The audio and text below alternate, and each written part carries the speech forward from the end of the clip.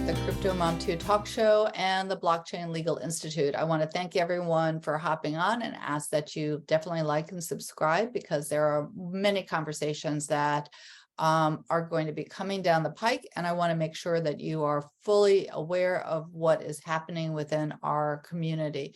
So today I have a very interesting guest on that I connected with at the Toronto Blockchain Futurist Conference. And he is definitely a global entrepreneur, and we're going to be talking more about his business and how he provides services within our space. But before I hop over to him, for those that are new to Crypto Mom 2, I just want to share a little bit of background about myself and how I came on this journey as well.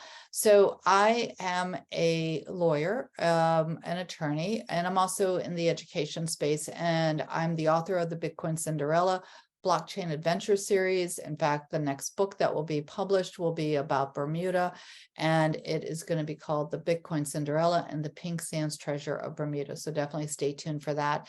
And then I'm also doing a special book about women in Bitcoin, and that's the Bitcoin Cinderella and the true stories of women in Bitcoin. And that's where Samantha, who's Cinderella, is going to be talking to women over the last decade who have journeyed in the Bitcoin space. And there are many thought leaders that I'm interviewing. I'm very excited to share their stories and, some of the personal observations that they have.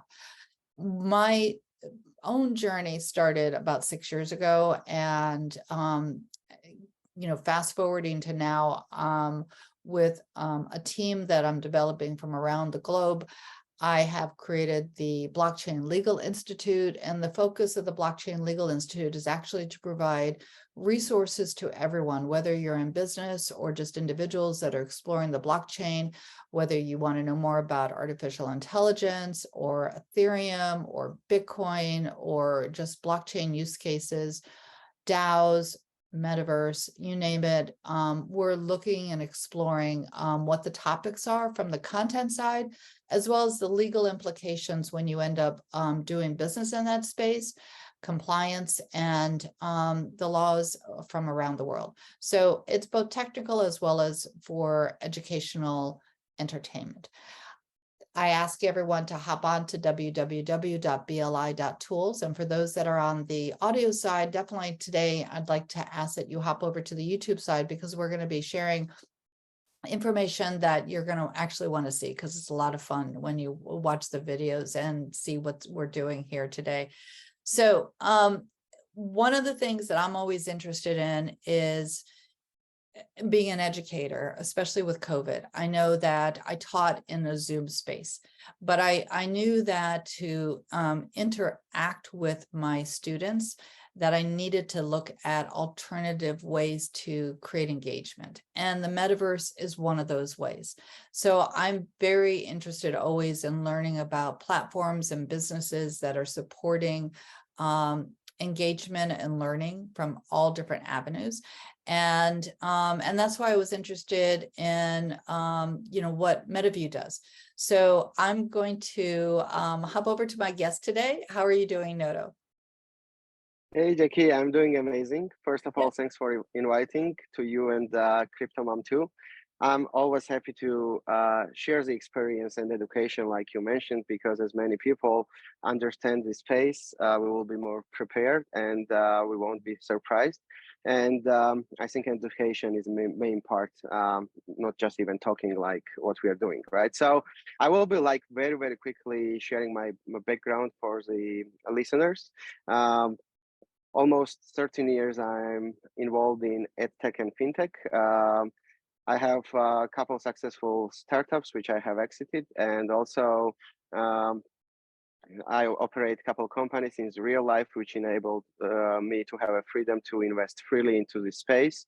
I started my journey in this space 4 years ago when I first bought my first digital land, and everybody was laughing at me because that was like very, very crazy, right? Even before Facebook changed the name, and Decentraland was the first blockchain metaverse which was launched, and you should see faces of the people when they see that you are buying piece of code which you call land, right? But not many people laugh at this moment, and And then basically I got in love with it, right? So on my free time, I was spending lots of time talking, connecting with many people, and I found out that so many early adopters, innovative people, and amazing people are in there. Many builders, creative people. So I was enjoying working with them. So I decided, like, yes, it's good being startupper and a company founder and entrepreneur in the real life, but let's try how things gonna be working in this space. And it's very challenging route, right? So you have lots of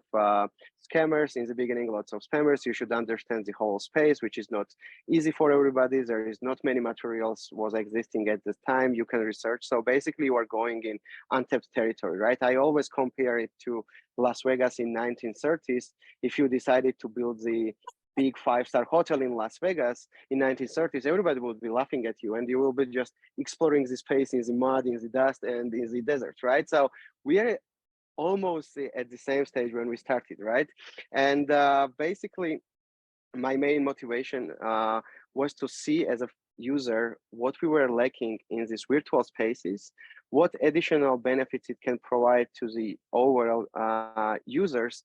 I never looked at, okay, we're gonna get rich second day, sell out the NFT collection, and then move out, right? So I moved into this space with the vision how I build the companies in the real life, and really wanted to build something which will be providing value on the both sides, right? That's how MetaView started with the simple idea of having a decentralized out of the home digital billboards advertising system in leading Web3 metaverse platforms, which is at the time was Sandbox and Decentraland. So on one side we had many different types of individual landowners who were deploying our digital billboards. On the other side, they were pricing them how they wished. They were accepting which advertisements they want to get. And on the other side, we were working with Web2 and Web3 brands. It was a kind of first start because I needed something simple to explain everybody easily, right? Because itself, the concept of virtual world and metaverse was very difficult for many people to understand. But personally, I don't like the billboards concept because it is something from the past, and immersive experiences and immersive worlds gives us so much more opportunities, even for brands, for users, for players, that operating billboards networks for 1 year, we got introduced to many more platforms rather than Decentraland and Sandbox, like Spatial, Hyperfi, Bioverse, Other Side, Metaverse, and also like we have Fortnite, Minecraft, and Roblox, which is very useful for many, very playable for many teenagers. We call it like the new generation. And I always say that new designers will be the kids who are designing digital clothing now in Roblox or Fortnite, right? So shifts are happening. And starting from this year, we shifted our focus and expanding the MetaView towards bigger vision, which I had to create this 3D content creators economy. We have amazing creators and gamers in these fields who are creating amazing gamified experiences, right? Which boosts the connectivity, educational, entertaining, gaming related, and many other topics, which I will be showcasing later. And on the other side, I'm actively educating brands how to move from transactional marketing campaigns, which we know today, to the experiential marketing campaigns to give their possible users or customers experience engagement in the immersive worlds. No other platform today is giving advertisers or marketing people the same opportunity. And if you search now in the internet, every leading agency is already talking about the immersive experiences and how brands should be using it, right? Yeah. It was pretty new at the time when we started. Everybody was looking at us as crazy. But this is like very short explanation. Later on, I will be sharing the screen and then also showcasing platform. But as a kind of like ending of my intro, I really enjoy supporting many young startup founders in this field and guiding them. I'm also actively doing angel investing in tech startups or Web3 related startups.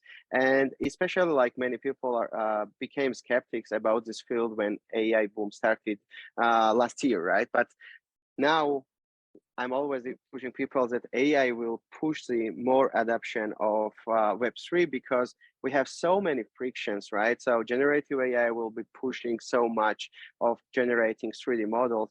We have so little 3D modelers in this field.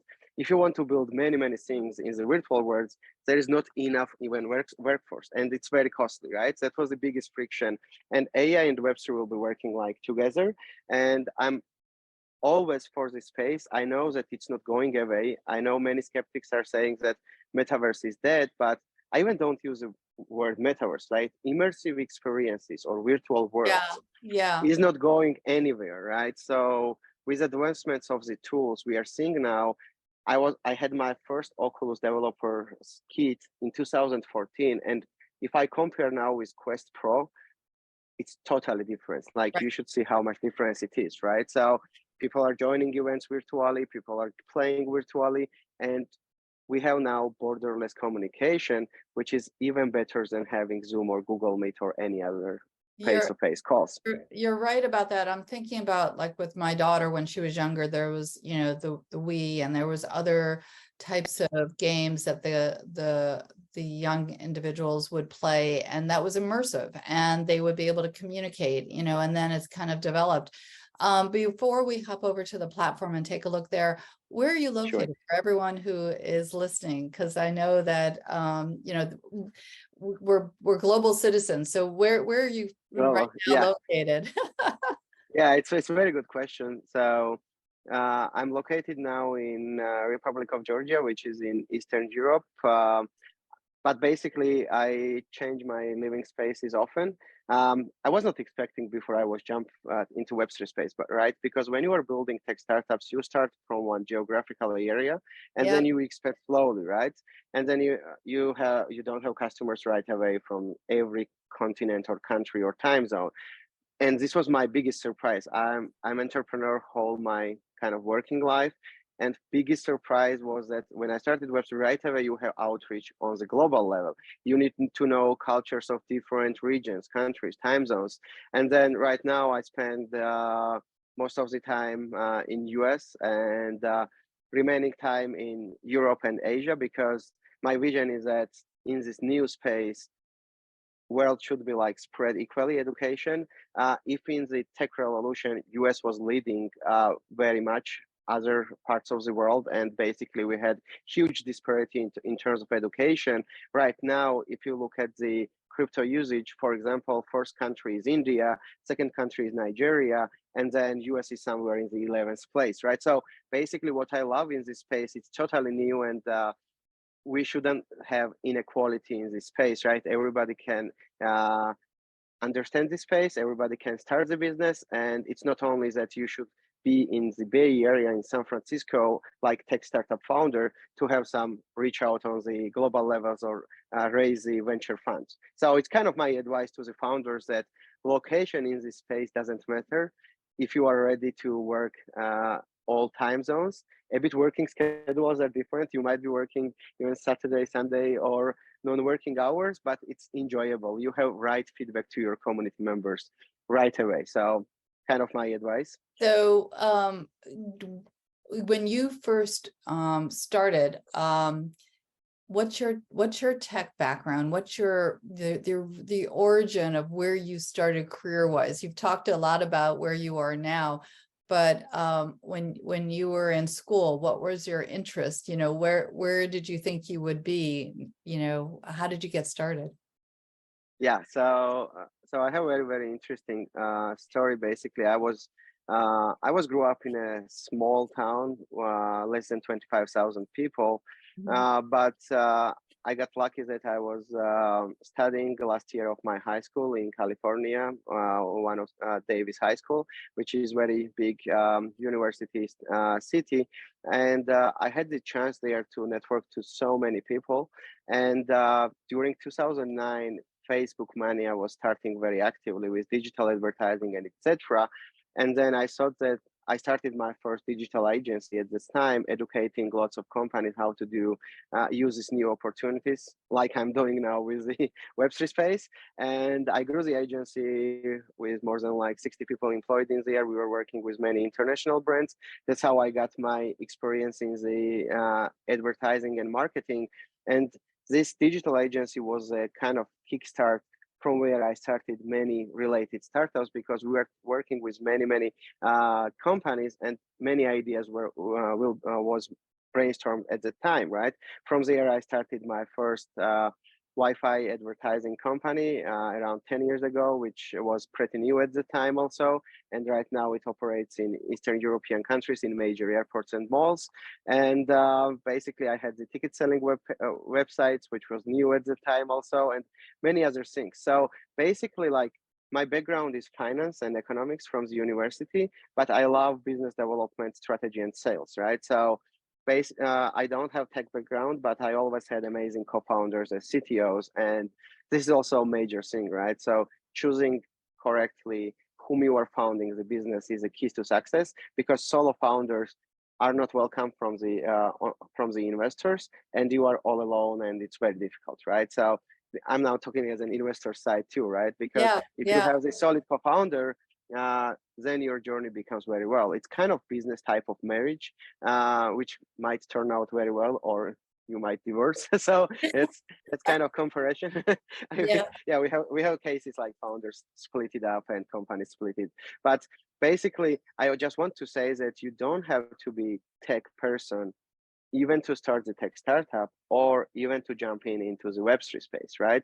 I understand on the basic level how on logical side everything operates, but I always rely on my co-founders who understand coding and who can like kind of put on reality my ideas, which I'm kind of brainstorming together with my group of mastermind people and etc. So this is like kind of my journey, how I started. Yeah, no, I love talking about stories. I love talking about stories. So I love stories too. Yeah. Yeah. So let's I mean, obviously since I'm an author, I love storytelling, but let's hop over to your platform. Let's see what you've done, and let's talk about and for everyone who's listening, I will embed the links below, so that way you can also go and explore the platform as well. So why don't you go ahead and share MetaView?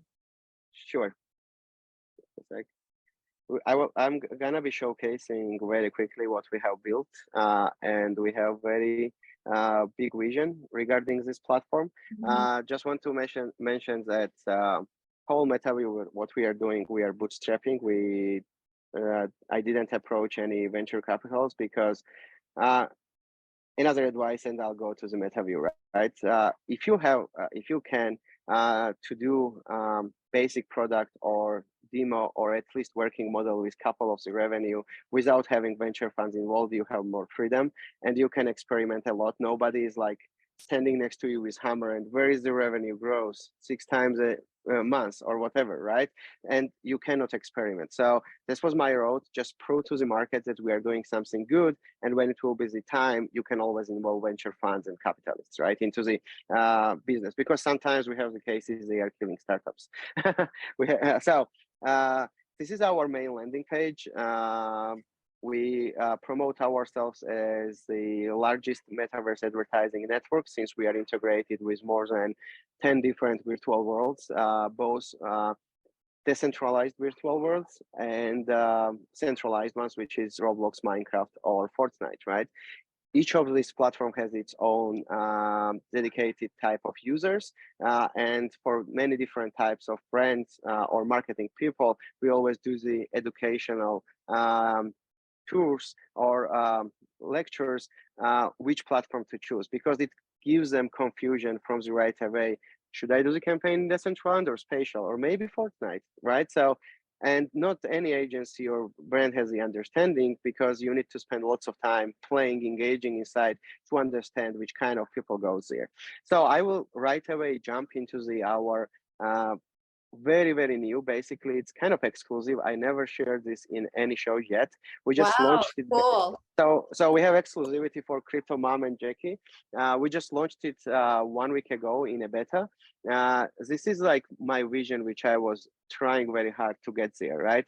Right. And this is Metaverse Experiences Marketplace. I will be showcasing now and explaining what it is, right? So I saw the huge gap of brands wanting to join the space. Also, lots of creators and gamers wanted to get the clients, but only couple big brands like Nike, Forever 21, L'Oreal, Ulta Beauty, and other ones were doing activations, which cost them from 500,000 up to 1 million integrations in the Roblox or Fortnite, right? So what they were doing is that they were building custom gamified experiences for the users like Nike Land or L'Oreal Beauty Experience or any others. And then they were additionally doing promotion to engage the users inside. And at the end of the day, nobody was expecting how much results they would be getting, right? And we had so little of this kind of cases that people were saying that the space is dead. So we got the lucky that I was working with more than 200 plus game developers and 3D content creators around various different virtual worlds. And starting from this year, I started working actively with them and telling them, hey guys, let's look at the digital content creator economy, right?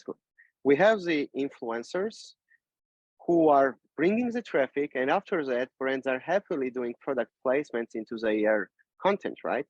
Same thing's gonna be happening in this 3D content creator economy. I call this game developers and 3D content creators micro influencers on their regarding platforms, right? So if I'm building in the Decentraland and I'm gamer, I know everything what's happening in Decentraland. If I build the games there, I know users will like it because I know way better than some big agency coming who never tried before what is Decentraland, right? So same case with Roblox or Fortnite.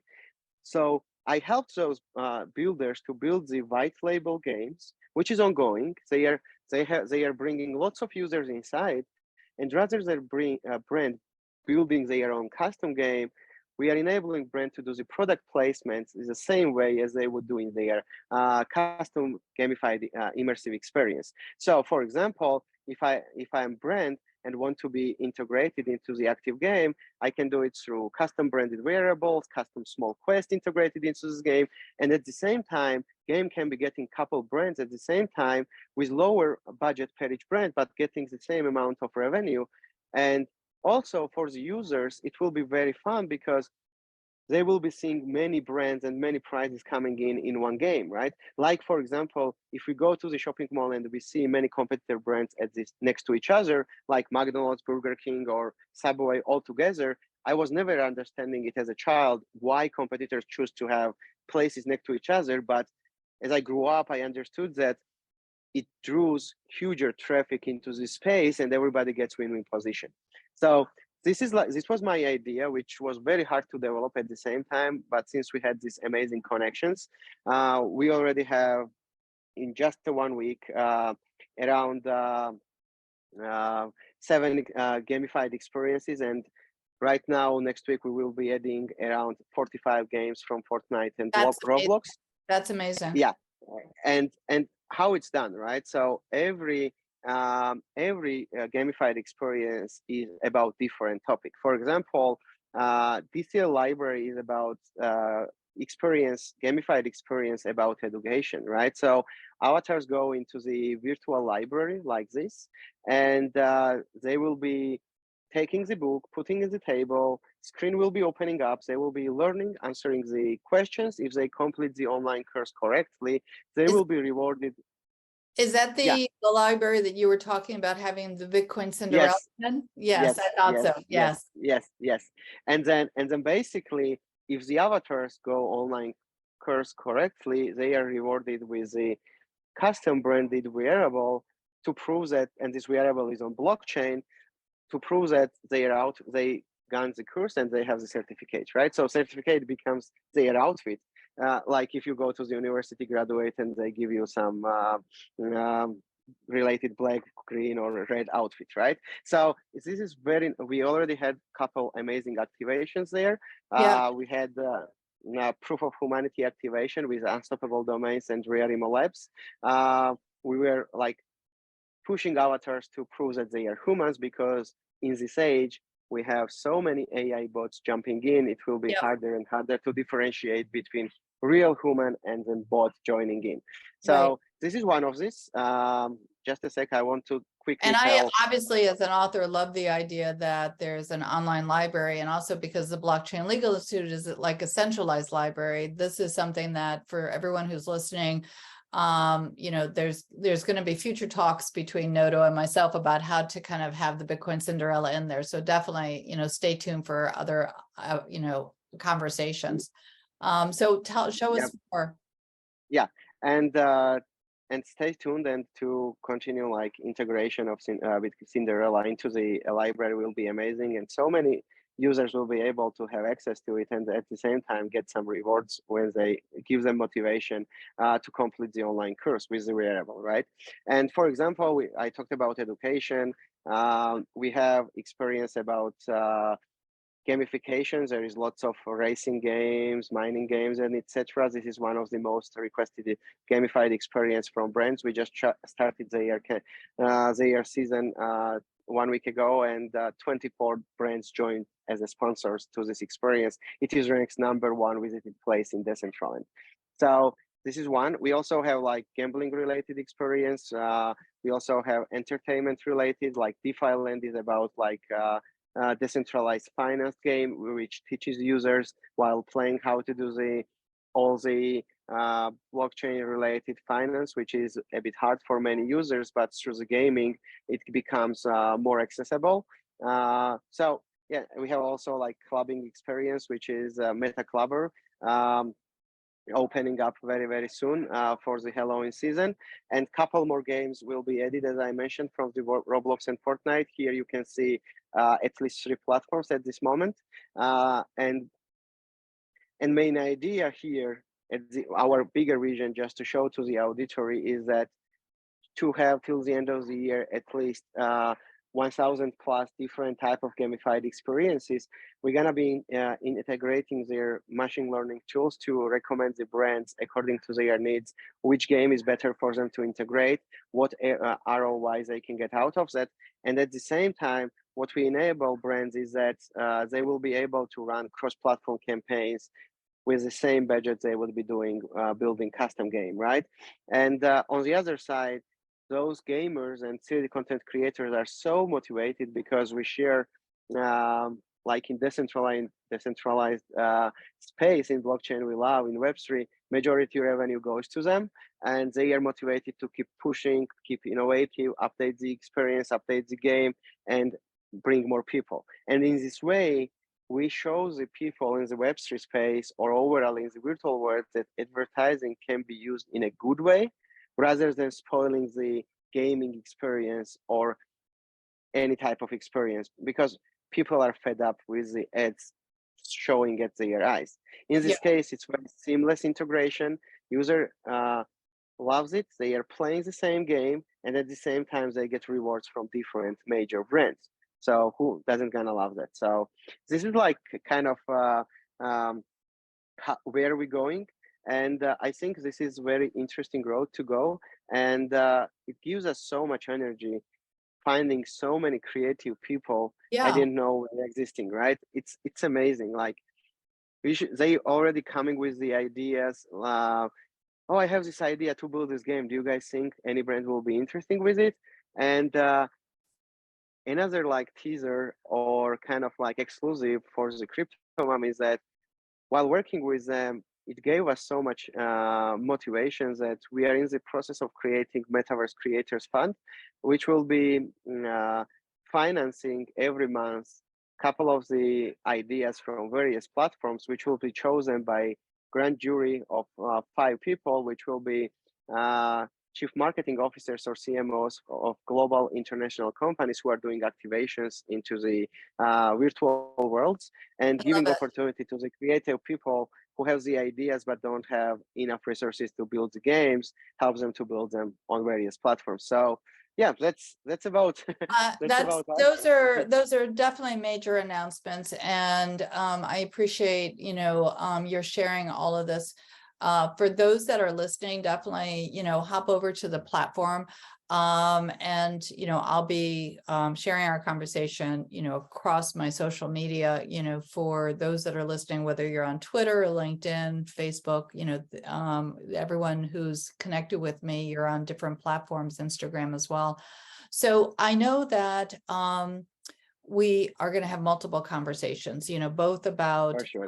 the Blockchain Legal Institute has an event coming up October 24th. It is a virtual event, so everyone who is listening, hop over to bli.tools so that way you can register. It is free. And I know that you and I are talking about having the event in a very immersive platform, whether it's Decentraland or whatever other platform you decide that is best for the event. And so I'm excited to be exploring that. So again, everyone who's listening, stay tuned for those announcements. But any last minute announcement that you would like Yes. to share Yes. before we sign off? Yeah. Actually, like, I really much enjoy sharing the experience and talking with you, Jackie. Thanks again for inviting me. I want to mention for the listeners that anybody can find me on LinkedIn as Nodo Ivanidze, and basically everything, or check out our platform. If you have some ideas or if you need some advising, feel free to reach me out. I always have my time dedicated for the people, for the persons who have the open eyes, they want to do something and they need some advising. Because when I was very, very little, lots of people helped me out the same way, and I want to give back to the community. And please join us on the 24th of October event which Jackie mentioned. We will be doing it in the virtual space. During our talk, I didn't mention that it's one of my hobbies to show people how immersive conferences, meetups, or just meetings can be become. And we already hosted a couple of successful conferences around the world into different virtual worlds, and can't wait to see you again and talk on 24th of October. And please ask us any questions you might have. And thanks a lot, Jackie, for inviting me. Yeah, no, Would be happy to continue talking with you. yeah, I know So, we're going to have a variety of conversations, a series of episodes that we'll be recording. So as for everyone who's been listening to me, as I always say at the end of every conversation, talk show, be kind to yourself, be kind to others. We're all so interconnected. We're all part of one world, and now more than ever. So everyone, have a great day, and I'll talk to you soon. Bye, guys.